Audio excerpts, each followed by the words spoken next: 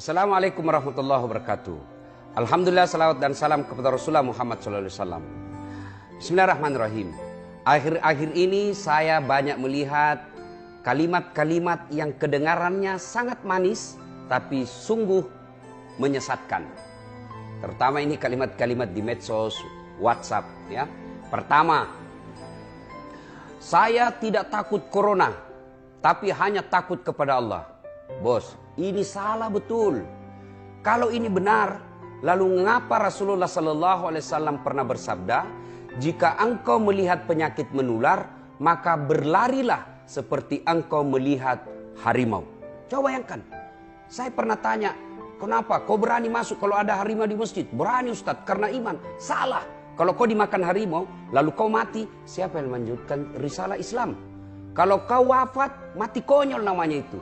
Ada buaya di dalam, kau tahu ada buaya di sungai, lalu kau masuk. Itu bukan orang beriman, kau bukan hanya takut kepada Allah, tapi itu namanya beleng-beleng. Hindari paham-paham yang menyesatkan seperti ini. Yang kedua, ada lagi berkata, virus corona ini makhluk Allah, hanya menyerang orang-orang pembuat maksiat. Ini juga salah dan menyesatkan. Kalau ini benar, lalu mengapa Mu'adz bin Jabal, sahabat Nabi, kekasih Allah, kekasih Rasulullah, wafat pun pada zamannya karena terserang wabah. Saudaraku, bijaksana menyikapi media sosial, bijaksana dalam menggunakan media sosial, terutama dengan wabah virus corona ini. Jangan anggap remeh. Begitu pentingnya ini sehingga fatwa Majelis Ulama mengeluarkan, kita umat beragama mengikuti fatwa Majelis Ulama, hindari keramaian, bahkan sampai sholat Jumat pun ditunda karena wabah penyakit yang sangat mematikan ini. Ada lagi yang bilang begitu, oh kita tidak mengikuti ulama, kita mengikuti Quran dan Sunnah. Lalu siapa yang tidak mengikuti Quran dan Sunnah? Apa Anda merasa ulama ini tidak mengikuti Quran dan Sunnah? Siapa lagi yang mengkaji Al-Quran dan Sunnah selain ulama? Mereka belajar bukan melalui medsos. Mereka melakukan pendidikan dari jenjang yang sangat rendah sampai ke tinggi. Ulama ini bukan kaleng-kaleng. Ulama adalah orang yang ahli di bidangnya. Dan mereka berkumpul, bermusyawarah, mengeluarkan fatwa bahwa hindari begitu pentingnya. Jangankan wabah, pada zaman Rasulullah hanya hujan keras, lalu tanah becek, azan diganti bukan lagi hayya 'alas shalah, mari mendirikan sholat, tapi diganti silahkan sholat di rumah masing-masing. Pemerintah sudah mengeluarkan hindari berkerumun, tinggallah di rumah, kerjakan pekerjaan kantor di rumah. Kenapa? Karena ini virus sangat mematikan.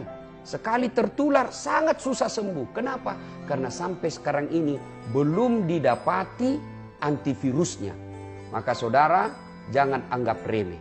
Mari kurangi beraktivitas di luar. Memang ini sangat berat, tapi jauh lebih berat ketika Anda sudah teridap virus corona ini. Islam mengajarkan maqasid syariah, tujuan dihadirkannya syariah. Satu diantaranya hifzun nafas, memelihara jiwa. Sesuatu yang haram akan menjadi halal ketika berkaitan dengan keselamatan jiwa. Saudaraku, tinggallah di rumah, beribadahlah di rumah, berdoalah di rumah. Dan yang lebih penting, jangan pernah berhenti berdoa kepada Allah Subhanahu wa taala, karena segala sesuatunya datang dari Allah Subhanahu wa taala. Mari jaga diri, jaga jarak. Bukan kita jaga jarak karena ingin memutuskan persaudaraan, bukan kita jaga jarak karena kita sombong, tapi kita jaga jarak.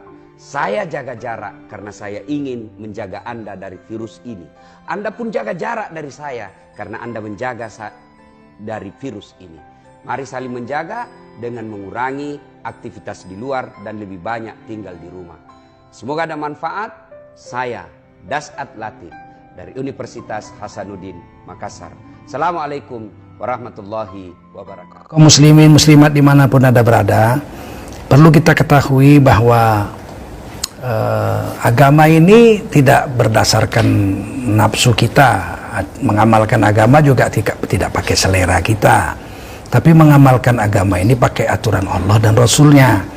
Ada aturan-aturan, ada aturan akidah, ada aturan syariat, ada aturan akhlak.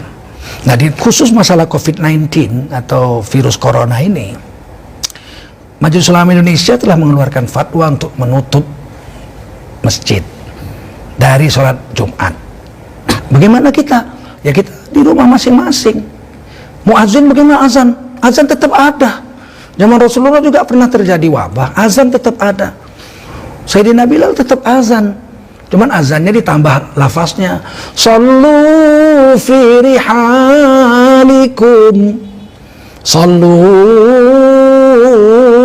fi rihalikum. Allahu akbar, Allahu akbar.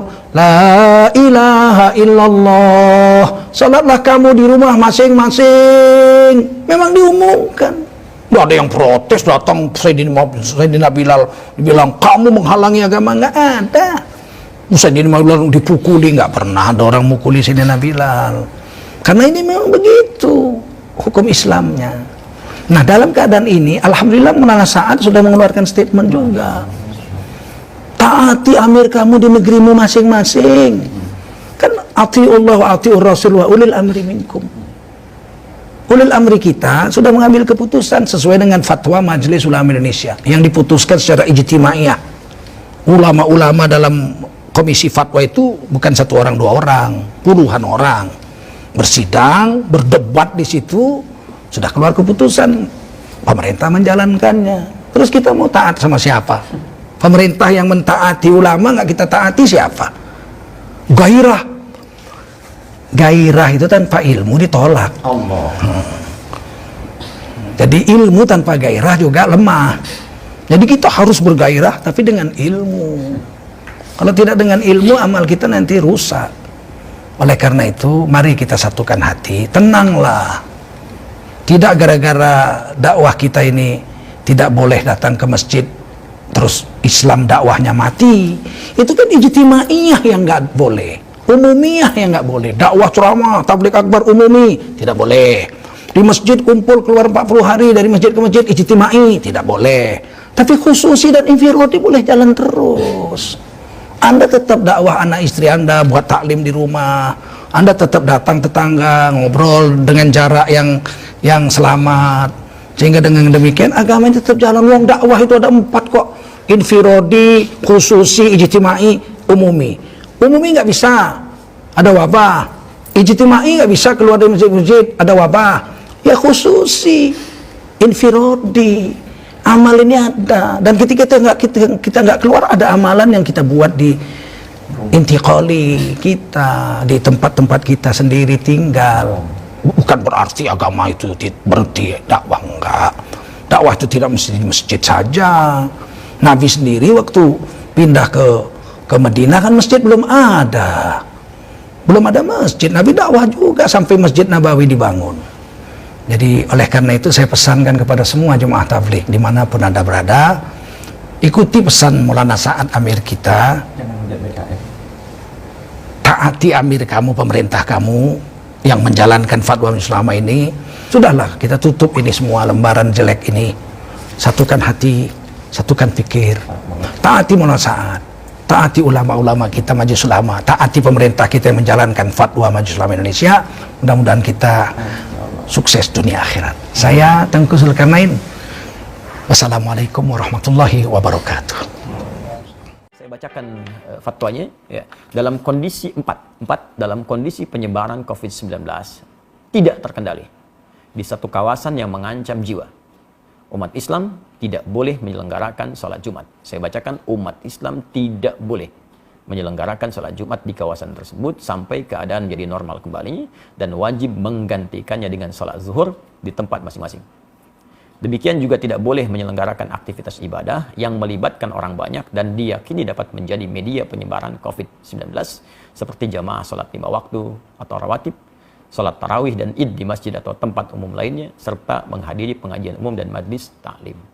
Ini nomor 4 ini dalam kondisi penyebaran COVID-19 tidak terkendali.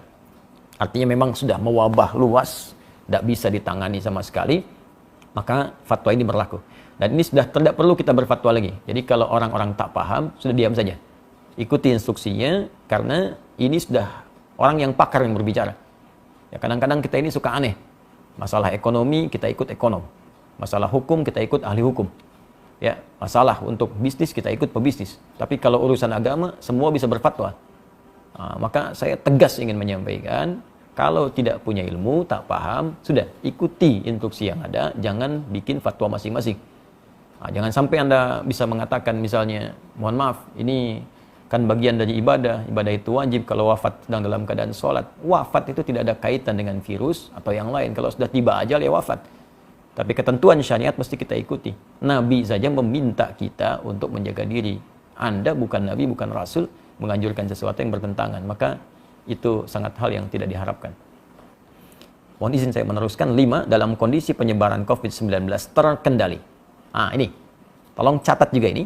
Dalam kondisi penyebaran COVID-19 terkendali, umat Islam wajib menyelenggarakan sholat Jumat dan boleh menyelenggarakan aktivitas ibadah yang melibatkan orang banyak seperti jamaah sholat 5 waktu atau rawatib, sholat tarawih dan id di masjid atau tempat umum lainnya, serta menghadiri pengajian umum dan majlis taklim dengan tetap menjaga diri agar tidak terpapar COVID-19. Jadi kalau di wilayah-wilayah yang diketahui, sekali lagi, transparansi data, informasi yang dibuka ke publik, setidaknya menyampaikan, ini wilayah ini terpapar, wilayah ini tidak. Sehingga kita bisa petakan, ini yang tidak, yang aman, maka berlaku fatwa yang ini. Ini yang terkendali, tetap Jumatan. Masjid dibuka. Jadi jangan sampai syiar-syiar ibadah itu hilang, tertutup. Jangan dipukul rata fatwa ini bagi semua kondisi yang sekiranya terjadi perbedaan keadaan di dalamnya. 6. Pemerintah menjadikan fatwa ini sebagai pedoman dalam menetapkan kebijakan penanggulangan COVID-19 terkait dengan masalah keagamaan dan umat Islam wajib menaatinya. Ini sudah tidak perlu saya tafsirkan. Tentunya fatwa ini sudah sampai ke pemerintah kita. Negara kemudian bisa mengambil tindakan dan kita mengikuti sesuai dengan arahan fatwa. Memang betul ada edaran mengenai bahaya corona, tidak boleh berkumpul-kumpul, termasuk dalam pelaksanaan salat Jumat, maka itu dibenarkan. Karena dalam Al-Quran dikatakan wala tulgu bi anfusikum wala tulgu bi aidikum ila tahlukah. Jangan kamu bawa dirimu kepada kecelakaan. Jadi kalau itu akan membawa kepada kecelakaan buat kita, kita hindari. Itu pegangan kita itu. Jadi sementara tidak salat Jumat, tapi kita salat Zuhur masing-masing di rumah. Sementara ini kita dengar juga ada beberapa polemik tentang ke masjid, berjamaah di rumah. Apa Ustaz? Jadi kita diposisikan pada kalimat meninggalkan masjid. Kalimat meninggalkan masjid itu yang melukai hati kita. Padahal sebenarnya kita sedang berpindah dari satu sunnah ke sunnah yang lain. Jangan dikatakan, kenapa kita meninggalkan masjid? Bukan begitu. Kita sedang pindah dari sunnah ketika aman dengan sunnah Rasulullah ketika sedang dalam masa wabah. Dalam masa aman, sunnahnya adalah memakmurkan masjid. Dalam masa kondisi sekarang, sunnahnya adalah kita lebih memilih keselamatan. Maka yang kita lakukan sekarang ini juga adalah sunnah. Kata Nabi SAW, firra minal majzum, firaraka minal asad. Larilah engkau dari orang yang terkena penyakit menular, seperti engkau lari dari singa. Jadi hari ini kita sedang melarikan diri dari orang yang terkontaminasi penyakit seperti larinya dari singa. Ini juga sunnah. Jadi kalimat ini besar pengaruhnya Kiai Haji Abdullah Gimnastiar. Jadi pemilihan kata itu saya lebih memilih menggunakan bahasa daerah. Di Riau mungkin lebih familiar tuna di rumah. Tuna di rumah, stay at home. Mungkin bahasa Sundanya apa itu? Menetaplah di rumah. Cicing di rumah. Nah, jadi Cicing. ini jawaban yang indah ya. Kita bergerak dari satu sunnah ke sunnah lain. Ada yang mengucapkan gini, Ustadz, saya sih jangan takut oleh virus. Kami tidak takut oleh virus, tapi takut kepada Allah sehingga tetap memaksakan untuk ke masjid. Bagaimana pendapat Ustadz tentang perkataan itu? Kami tidak takut ke virus, kami hanya takut ke Allah. Itu satu sisi ada sombongnya, kita bisa masuk dalam takbur. Kalau sampai kita, ini kan beda virus dengan singa kan, yang satu kelihatan, yang satu enggak kan. Seandainya ini kebun, mohon maaf, kebun binatang, singanya lepas. Iya kan? Singanya lepas. Lalu kemudian ada satu orang dilarang sama Pak RW. Mas, jangan keluyuran. Lalu dia mengatakan, saya hanya takut pada Allah. Tidak takut ke singa gitu ya. Jadi kita dalam Islam diajarkan, Ahlus Sunnah wal Jamaah mengajarkan kita untuk ikhtiar, ada usaha, bahwa kemudian terjadi, berarti kita beriman kepada rukun iman yang keenam, takdir baik, takdir buruk. Tapi sebelum itu ada usaha ikhtiar, dan usaha itu sunnah. Jadi yang kita lakukan hari ini sunnah. Kami tinggal di Pulau Sumatera, Provinsi Riau, 50 menit dari Kuala Lumpur. Sampai hari ini kita tidak lockdown. Dan pesawat dari Kuala Lumpur masuk 2 kali satu hari, pesawat pagi, pesawat siang. Bagaimana kalau ada penumpang itu yang datang, dia terkontaminasi, lalu dia datang ke masjid, dia menginjakkan kaki, dia bersin batu di tempat wudhu, dia bersalaman. Kecuali misalnya kita sudah lockdown. Lalu kemudian tidak ada pesawat satupun yang masuk, semua pintu kota ditutup, yang buka hanya kantor polisi dan tentara untuk pengamanan dan supermarket tempat belanja, dan semua sudah dicek, semuanya sehat. Dan di pintu masjid ada detektor, kalau ada satu virus, detektornya bunyi. Nah, itu bisa kita tetap melaksanakan sholat berjamaah dengan sholat Jumat. Ini sekarang kita tidak tahu siapa yang membawa. Saya sendiri tidak yakin bahwa saya steril. Nah, kalau ngomong-ngomong tentang lockdown, kan ada yang sekarang jadi makan banyak daun-daunan karena lockdown, daun. Ada yang tidak ngerti. Kalau lockdown. Nah, lockdown ini dalam sejarah Islam pernah nggak tuh ada lockdown ditutup seperti itu, Stan? Jadi kalau kita baca fikih-fikih dulu itu kan, misalnya kita baru boleh sholat qashar itu kan setelah melewati sur al-balad, tembok kota. Jadi memang kalau kita pergi ke Rabat di Maroko hari ini, kebetulan dulu saya waktu sekolah kan tinggalnya di kota Rabat. Jadi Rabat itu sampai hari ini memang kotanya ada temboknya. Keliling kota itu ada tembok. Tembok itu tetap bisa utuh terjaga karena memang hujannya jarang dan dia terbuat dari batu gunung. Jadi ketika zaman dulu kalau terjadi wabah suatu kota, itu pintu tembok itu ditutup rapat. Sehingga orang luar tidak masuk dan orang yang di dalam tidak keluar, karena kota itu ada temboknya. Dan kota Al-Madinah Al-Munawwarah dulu juga, kalau kita bisa kita browsing, coba cari gambar Madinah zaman dulu, itu ada temboknya keliling. Kalau terjadi sesuatu, musuh datang dari luar, itu pintu. Makanya ada riwayat tentang Umar bin Khattab menerima kunci dari Bethlehem, dari Palestina, yang kuncinya dipegang oleh pendeta Nasrani. Artinya kota itu ada temboknya, ada pintunya, ada kuncinya. Jadi ketika lockdown, ya tinggal tutup pintu aja. Kalau sulit menggambarkannya, nonton film Troy.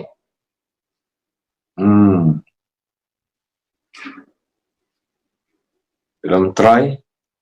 Ya, jadi, kebayang. Ini sudah pernah terjadi juga yang seperti ini, jadi tidak. Ya. Ustaz, jadi zaman dulu ketika terjadi sesuatu, mereka tinggal lockdown aja, tutup pintu kota, orang luar nggak boleh masuk, orang dalam nggak boleh keluar, selesai. Cuman kita sekarang kan ada kereta api, ada bis, ada akses jalan banyak. Jadi zaman dulu mereka lebih mudah untuk lockdown. Iya. Baik. Alhamdulillah. Selanjutnya nih pertanyaan, enak paling enak bagian nanya satu sama ya. Saya waktu di Batam, Ustadz habis-habisan nanya saya nggak bisa berkelit. Sekarang Ustadz harus jawab ya, janji. Terima kasih. Lalu Ustadz, nih, ini kan antara keyakinan, ada Jabariyah, ada Qadariyah, ada Ahlus Sunnah wal Jamaah. Sekarang ini bisa kelihatan nggak yang berpaham Jabariyah atau mereka semau-maunya saja pindah-pindah keyakinan ini? Yang selama ini mengaku Ahlus Sunnah, mulutnya berkata Ahlus Sunnah, justru sekarang bisa kelihatan dia Jabariyah. Artinya tidak ada, ya udah terserah aja lah, mau mati matilah. Kalau Ahlus Sunnah tidak begitu. Ahlus Sunnah, Allah kasih kita ikhtiar, Allah kasih kita al-kasbu, ada usaha. Kalau Qadariyah ekstrim, dia berkata tidak ada takdir. Tapi saya sampai hari ini masih ada ikhtiar usaha. Andai terjadi juga, disitulah kita baru bisa berkata, dari mulut kita berkata qadarullah, ini sudah takdir Allah SWT. Tapi bahwa hari ini kita mendengar Majelis Ulama mengajarkan kita, Kementerian Agama untuk menggulung karpet, kemudian Majelis Ulama mengajak menutup, bahkan tadi saya baca berita Sekjen MUI mengajak pemerintah untuk lockdown. Itu salah satu dari usaha, salah satu dari ikhtiar, salah satu dari al-kasbu, menunjukkan kita Ahlus Sunnah wal Jamaah, kita berpegang pada sunnah, kita bukan kelompok Ahlul Bid'ah. Ahlul Bid'ah waktu itu kan Jabariyah, Murji'ah, Qadariyah, Syiah, Mu'tazilah, keluar dari Ahlus Sunnah. Kita berpegang kepada sunnah Rasulullah SAW. Jadi jangan ragu-ragu untuk menyempurnakan ikhtiar, ihris ala ma yanfa'uk wasta'in billah wala ta'jaz. Itu saja, bersungguh-sungguh manfaat, jazakumullah khairan, minta tolonglah kepada Allah dan janganlah bersikap lemah. Iya. Ya kan gitu Ustaz? Ustaz sudah hafal kalian ya. Baik, nah sekarang Ustaz, kan situasi semakin berat begini nih. Kelihatannya kepatuhan umat kepada ulama itu ada poin tersendiri nggak Ustaz? Seperti sekarang ya, sebetulnya kan bagi yang sudah daerah merah begini, kalau tidak ke masjid sebetulnya tidak rugi sama sekali, niat sudah dapat pahala. Biasa ke masjid, kita akan tidak ke masjid karena uzur juga dapat pahala. Kemudian kita menjauh dari kemudaratan dapat pahala. Tidak mencelakakan orang lain dapat pahala, patuh kepada ulama juga pahala. Jadi sebetulnya luar biasa dalam keadaan begini kalau kita betul-betul pakai hati dan kejernihan berpikir. Gimana menurut Ustaz bahwa ya kita patuh ke majelis ulama tuh ada poin khusus tidak tuh? Kita beragama ini bukan ikut perasaan, tapi berdasarkan ilmu. Makanya la ilaha illallah di awal ayatnya fa'lam. Fa'lam. Itu kasihan. Fa'lam, berilmulah. Ada ilmunya. Fa'lam annahu la ilaha illallah. Berilmu tentang la ilaha illallah. Makanya tadi saya tunjukkan kitab 50 sifat. Jadi Imam Al-Qusairi melarang orang uzlah kalau tidak punya dua ilmu. Ilmu akidah, ilmu fikih. Kalau hanya modal nekat uzlah, nanti di tempat uzlahnya dia tidak selamat dari godaan setan.